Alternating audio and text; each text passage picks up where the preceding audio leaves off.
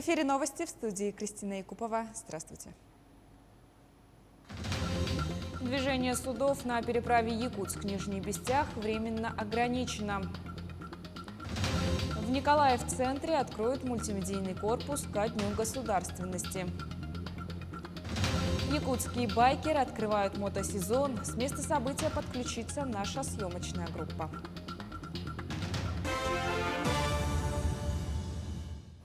Временно ограничено движение судов на паромной переправе Якутск-Нижний Бестях. Это связано с прохождением ледохода.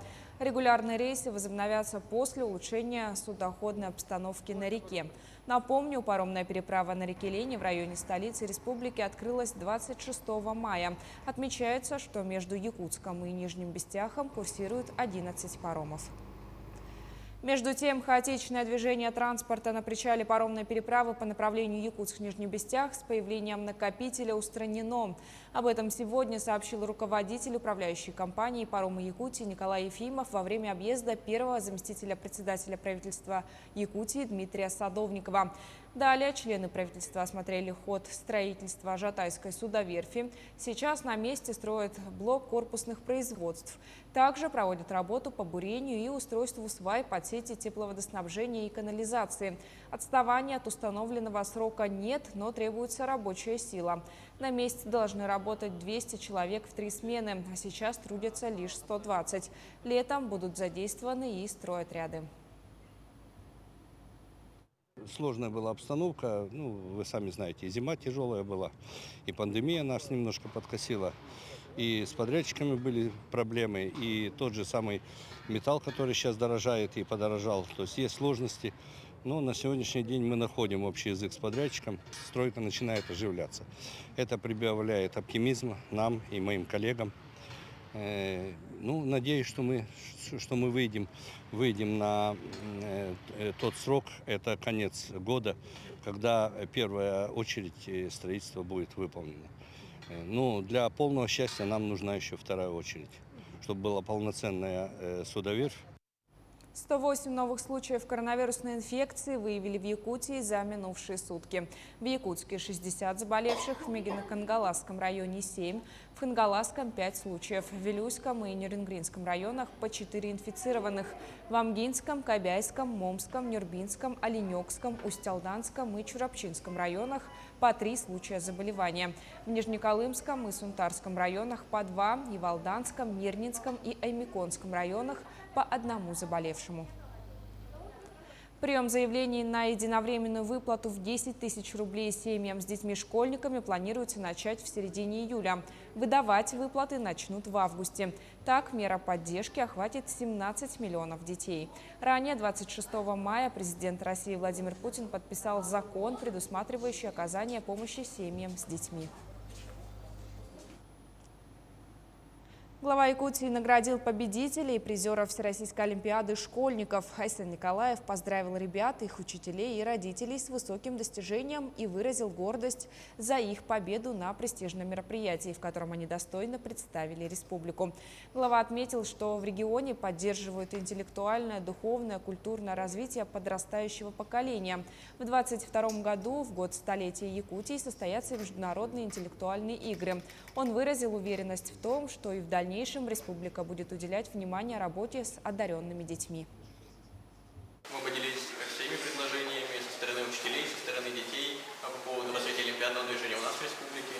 Так и послушали отчет министра образования о проделанной работе, поделились эффективностью участия в Всероссийской олимпиаде школьников по общеобразовательным предметам. И, конечно, очень рад, что встреча прошла в позитивной, дружественной атмосфере, что наши предложения были выслушаны и приняты к рассмотрению. И также надеюсь, что в дальнейшем олимпиадное движение в нашей республике будет развиваться, и это будет приносить свои плоды как для республики, так и для всей России. Администрация Якутска намерена поддерживать столичных сельхозпроизводителей. Об этом сообщил глава Якутска Евгений Григорьев во время выездного совещания по деятельности крестьянско-фермерских хозяйств и производственных предприятий.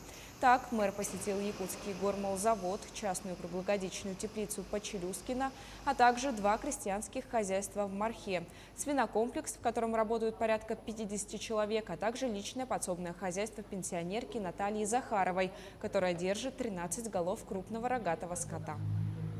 Сегодня сельхозпроизводители в городе Якутске являются важной составляющей народного хозяйства. Ряд проблем и вопросов, которые возникают в деятельности окружной администрации и сопряжения с сельхозпроизводителями, они будут решаться в сторону сельхозпроизводителей. Мы для себя четко ставим задачу, чтобы на наш рынок, в долю рынка реализации сельхозпродукции местные производители увеличились в количестве. Безусловно, в структуре себестоимости они сегодня могут уступать конкурентам извне, но с нашей поддержкой, с поддержкой государства они должны охватывать все большую часть доли рынка, чтобы местные жители наши могли потреблять местную продукцию, но это будет правильно. В президентском центре Михаила Николаева откроют мультимедийный корпус ко Дню государственности. Он расположен на родине первого президента Якутии в селе Актемцы Хангаласского улуса. Это кладезь исторических материалов периода руководства республикой. В документальном фонде насчитывается около 12 тысяч единиц хранения. На сегодняшний день строительство здания пристроя завершается. К нему подведены инженерные коммуникации, остались внутренние работы, установка мебели и необходимого оборудования. Что касается первого этажа, это коворкинг-зал. Здесь мы будем принимать наших посетителей, принимать будем гостей для того, чтобы осветить государственную деятельность первого президента Республики Саха Михаила Ефимовича Николаева, а также и представить историю развития государственности нашей республики всем нашим гостям. Что касается второго этажа, то это будет уже как конференц-зал мультимедийный, и там тоже немножечко похоже на исторический парк «Россия. Моя история». Якутский борец Раян Тютрин стал победителем международного турнира Ивана Ярыгина. В первой схватке спортсмен уверенно со счетом 5-2 выиграл у бурята Тамира Гармаева. Затем одолел своего земляка Федора Постникова. А в полуфинале поймал на туше Анада Дашиева из Бурятии, ведя в счете 8-4. В финале ему противостоял дагестанец Муса Мехтиханов. Схватка завершилась со счетом 9-5. А еще один якутский борец Виктор Рассадин завоевал серебряную медаль соревнований. В схватке за золото в весовой категории до 70 килограммов он уступил чемпиону Европы Курбану Шираеву со счетом 1-8. И, наконец, третью медаль серебряного достоинства завоевала якутянка Севиль Назарова, выступавшая среди женщин в весовой категории до 55 килограммов. Сегодня в Якутске официально открывается мотосезон. Традиционно в этот день байкеры города собираются в одном месте и колонной проезжают по городу. Сейчас якутские мотоциклисты находятся возле спорткомплекса «Стерх». И там же находится наш корреспондент Александр Хавренко. Александр, приветствую. Много ли людей собралось на открытие мотосезона? Да, Кристина, я тебя приветствую. Сегодня прекрасный день, прекрасная погода. И именно в этот день якутские мотолюбители, якутские байкеры решили открыть свой очередной мотосезон. Почти полгода, даже, наверное, больше, их железные кони томились в гаражах. Они за ними как-то ухаживали, готовили их именно к этому дню. И сегодня, наконец-то, этот день настал. И все якутские байкеры сегодня собрались в одном месте. Я так посчитал, здесь порядка 100 мотоциклистов. Я сейчас попрошу оператора, чтобы он показал нам колонну. Видите, что от количества хрома просто болят глаза, хочется щуриться. Все ребята заряжены, все ребята в шлемах, все в защите. Естественно, сотрудники ГАИ здесь присутствуют, что все прошло отлично. И сейчас мы поговорим с президентом регионального отделения клуба «Ночные волки» Виктором Копыловым. Виктор, добрый день. Ну расскажите, как настроение, как долго вы ждали открытия этого сезона, этого дня? Добрый день. Да, мы очень ждали этого дня, всю нашу долгую холодную зиму, но сейчас, видите, погода солнечная, солнышко светит, поэтому сейчас поедем, все откроем сезон и наконец-то будем катать наше лето, наше хорошее якутское жаркое лето. А мы сейчас в прямом эфире. Давайте скажем, какой маршрут у вас будет, чтобы люди, может быть, из окон посмотрели на вашу колонну. Куда вы сейчас поедете? Мы едем прямо по центру города, Дзержинского, проспект Ленина, потом поворачиваем на Кулаковского, с Кулаковского поворачиваем на берег и по берегу спокойно едем до речного порта. Да, Виктор, еще такой вопрос. Я знаю, что мотодвижение это не просто покатушки и езда по городу. Это вы еще участвуете в различных социальных проектах. Расскажите немножко о каком-нибудь из них. Ну, например, самый большой проект, который запустил мотоклуб «Ночные волки» совместно с управлением МЧС по всей России, это акция «Русский лес». То есть мы по всей России высаживаем деревья в память о тех деревьях, которые сгорели при лесных пожарах. И эта акция началась с прошлого года, идет по всей России. В прошлом году сажали, в этом будем году сажать. Ну, вот такая небольшая акция, которая действительно важна. Призываем всех поддержать эту акцию. Отлично. Ну что, Виктор, удачной вам дороги, гладких дорог и с открытием мотосезона. Поздравляю вас. Спасибо. Спасибо большое.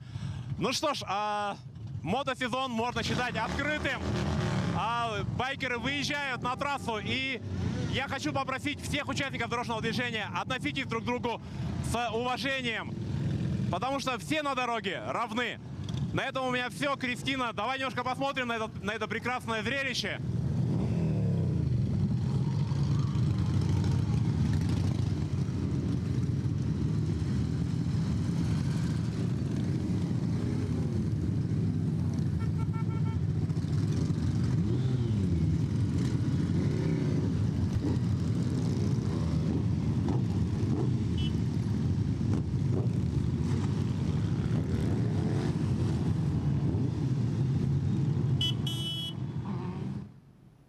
Спасибо. Об открытии мотосезона нам рассказал наш корреспондент Александр Хавренко. А мы продолжаем. Всемирный день здорового пищеварения отмечается сегодня. 60% россиян следят за своим питанием. При этом меньше половины ест, что хочет. Это показал опрос Центра изучения общественного мнения. В Алмазном регионе цены на продукты выше, чем на материке. Во сколько обойдется правильный рацион в северных условиях, смотрите в сюжете наших коллег. Подготовка к лету начинается со спортзала. Но большинство из нас забывают, в период шашлыков без правильного питания результатов не добьешься. Что важно знать на пути к красивому телу? Очень важно соблюдать регулярное питание и правильное питание, ведь мы – это то, что мы едим. Ведь продукты питания влияют на нашу красоту, на наше настроение, на нашу кожу. Я всегда говорю, что продукты должны быть самыми простыми. То есть не нужно придумывать какие-то интересные заоблачные рецепты. Я трачу 700 рублей в день. То есть этого вполне хватает, чтобы питаться полноценно. С понедельника сажусь на диету. Хоть раз говорили себе многие россияне. И в арсенале тут же появляются гречка, курица и кефир. Скучно. Нутрициологи твердят, в рационе важен баланс белков, жиров и углеводов.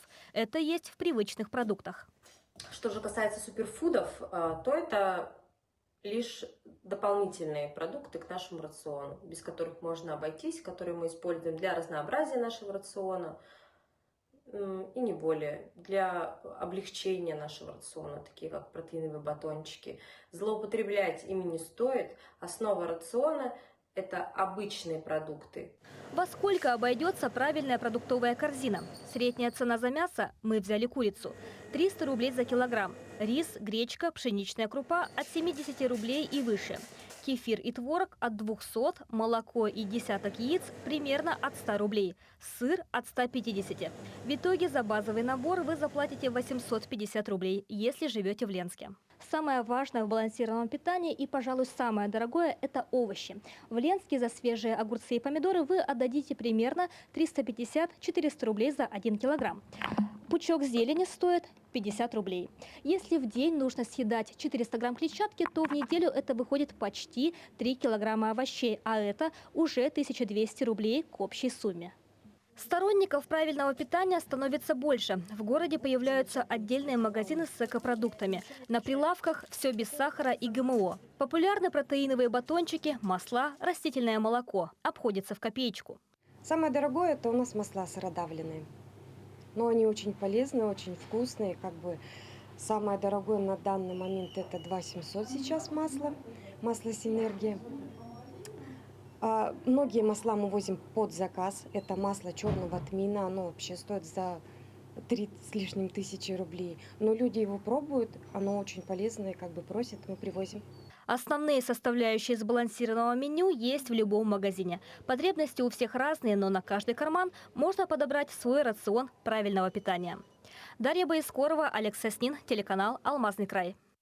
На этом все. Мы следим за развитием событий. Оставайтесь с нами, не переключайтесь.